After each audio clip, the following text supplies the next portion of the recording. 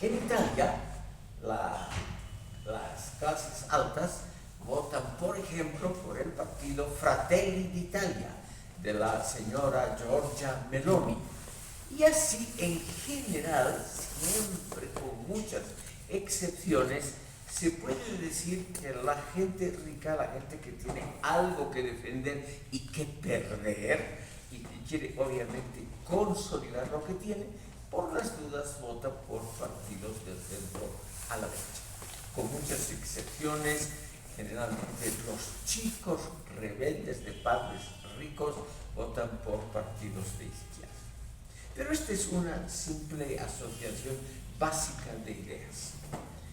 Se supone también, porque no se puede con absoluta seguridad establecer, que las clases medias aquí en Bolivia han votado en parte por el Partido Demócrata Cristiano y por los candidatos del centro y la derecha. O sea, la única modificación es que probablemente sectores medios, urbanos, han votado preferentemente por la democracia cristiana. Y finalmente tenemos aquí, estimado público, el voto de las clases bajas. Ahí me falta notar que probablemente también han votado por la democracia cristiana, probablemente o con seguridad han emitido un voto nulo o han votado por el candidato Andrónico Rodríguez. ¿Ya? Es una mera división muy elemental de esta correlación. Si vemos el nivel educativo, la elección es muy similar, estimado público. O sea, cuanto más alto es el nivel educativo, como por ejemplo absolventes universitarios, etc., la gente tiende también a votar por partidos que están del centro a la izquierda, siempre con muchas excepciones. No existe, por ejemplo, un distrito electoral estrictamente universitario aquí, por ejemplo, en La Paz. Los universitarios viven por toda la ciudad, dispersos, distribuidos por toda la ciudad. Pero hay ciudades en el mundo donde hay una concentración muy grande de estudiantes y profesores universitarios. Por ejemplo, en Alemania hay dos ciudades pequeñas, o sea, son ciudades que tienen una población mayoritariamente estudiantil universitaria, Heidelberg y Tübingen, y ahí se puede más o menos establecer que los estudiantes, pese a ser revoltosos de día, cuando les toca votar, también se convierten en votantes relativamente conservadores, con muchas excepciones.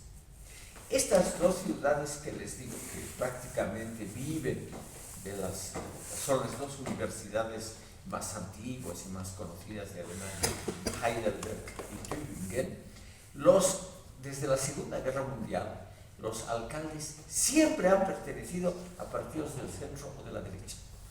Uno pensaría, los estudiantes son revoltosos, izquierdistas, rojillos, disimulados, etc.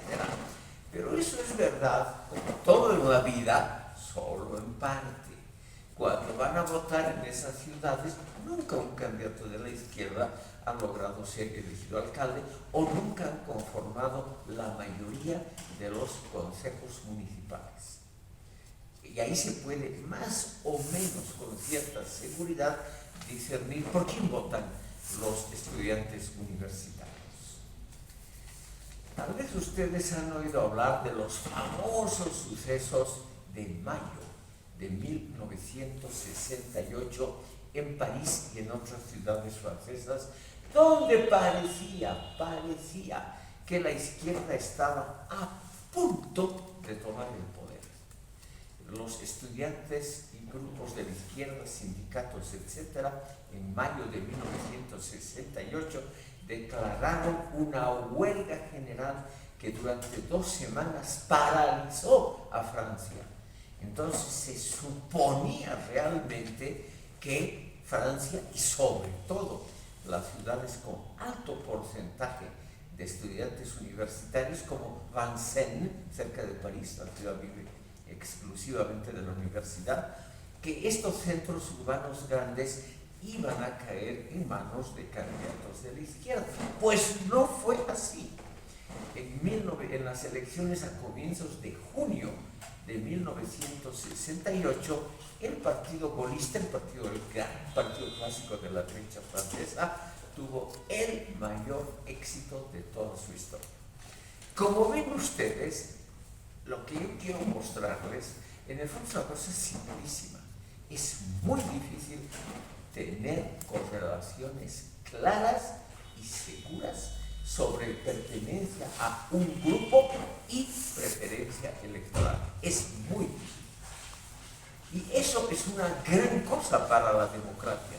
Significa que la gente no vota, podríamos decir, tomando una palabra de un analista alteño, Carlos Hugo Larruta, que la gente no necesariamente vota, por lo menos en Europa Occidental, de manera colectivista corporativa. Vamos a ver que él ha estudiado este fenómeno en Bolivia y él trata de explicar el voto con la inclusión de ese concepto de lo corporativo colectivista. Si vamos, estimado público, a otra variable, a la variable, por ejemplo, del origen regional, vemos que allí sí hay una pequeña preferencia que más o menos se puede dar por segura. Las regiones del oriente boliviano son más conservadoras que las del occidente. O dicho en palabras más claras, electoralmente votan por partidos o agrupaciones que parecen estar más cerca de distinciones ideológicas. Por ejemplo, en el occidente, ustedes saben, ha vencido muy claramente el candidato del Partido Demócrata Cristiano, probablemente con la ayuda decisiva de votos que antes iban a parar al movimiento al socialismo. Parece una mera conjetura. En los valles, sobre todo en el departamento de Cochabamba, el voto nulo ha sido muy alto. Entonces parece que en los valles hay una simpatía todavía latente por Evo Morales y por lo que él representa, el antiguo núcleo de votantes del movimiento al socialismo. En cambio, las regiones del oriente del país son regiones algo más conservadoras en la cuestión del voto. O sea, generalmente votan por candidatos que podríamos llamar de la derecha. Ahora, esto es, estimado público, cambiante, muy cambiante. Por ejemplo, hace escasos 100 años, a comienzos de las primeras décadas del siglo XX, las regiones del sur del país concentraban todavía el voto conservador y eran las regiones de Oruro, La Paz y Cochabamba las que concentraban el voto liberal, que en esa época era la tendencia de la izquierda. En esa época no había todavía, en 1900, 1910, no habían partidos socialistas, marxistas, indianistas, ni nada, catalanistas, ni absolutamente nada por el estilo. La izquierda estaba representada por el Partido Liberal, antes de que emerja el Partido Republicano y pequeños grupos como el Partido Radical, fundado por Franz Tamayo. Pero en general, hace un siglo, La Paz, Oruro y Cochabamba eran baluartes del liberalismo. Y en cambio, Chuquisaca, Tarija, etc., eran baluartes del viejo partido conservador que, como ustedes saben, hace muchísimo tiempo ha dejado de existir. Pero no hay duda que el sentimiento conservador todavía existe. Y probablemente ese sentimiento conservador está hoy, por ejemplo, en manos del partido de Jorge Tuto Quiroga y tal vez parcialmente de Samuel Doria. Finalmente, estimado público, una última variable que es la proveniencia religiosa.